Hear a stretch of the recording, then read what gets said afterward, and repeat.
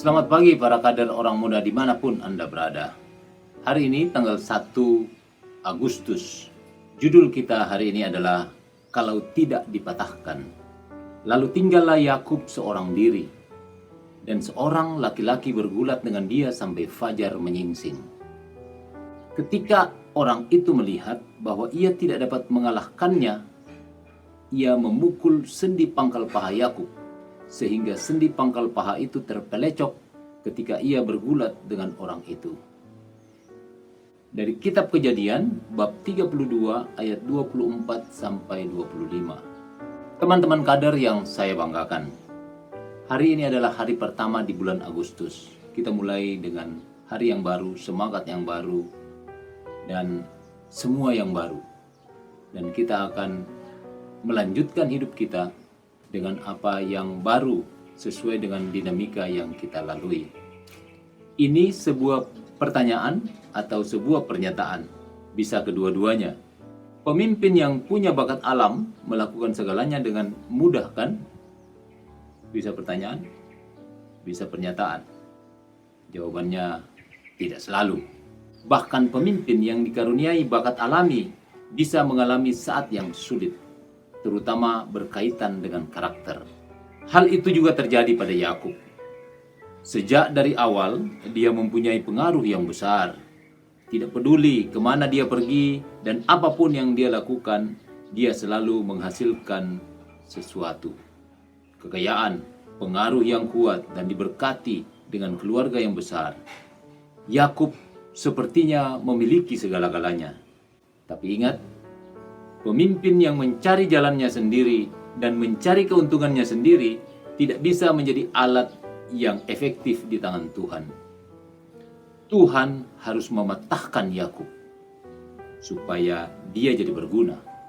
Dalam proses pematahan itu, Yakub, sang penipu dalam tanda kutip, karena dia suka menipu juga, pemegang tumit, waktu dia lahir memegang tumitnya, berubah menjadi Israel. Yakub berubah menjadi Israel, pangeran Tuhan yang tujuannya untuk melayani Tuhan dan bukan dirinya sendiri.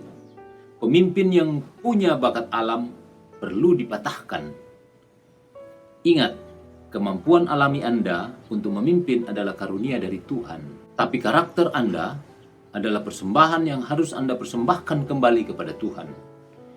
Ingatlah, setiap kali Anda berdiri di tengah kesulitan, Anda sedang disiapkan seperti Yakub untuk melayani Tuhan dan memimpin umatnya dengan lebih baik lagi.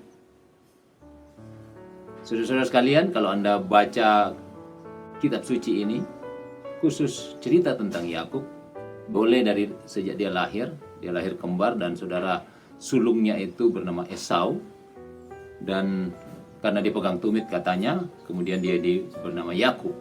Yakub ini selalu diberkati Tuhan. Dia bekerja kepada satu majikan, dan majikannya itu kasih peraturan, kalau kambing domba itu berbintik-bintik anaknya, yang bintik-bintik punyamu. Maka lahirlah semua kambing domba itu, semuanya berbintik-bintik. Begitu juga yang bercoreng-coreng dan semua, dan akhirnya dia menjadi kaya karena berkat Tuhan. Tadi dikatakan, ingat, kemampuan alami Anda untuk memimpin adalah karunia dari Tuhan. Contoh bagaimana Tuhan mengawal Yakub menjadi besar, tetapi Tuhan harus mengingatkan bahwa Yakub, kamu harus sadar bahwa kau adalah orang yang disiapkan.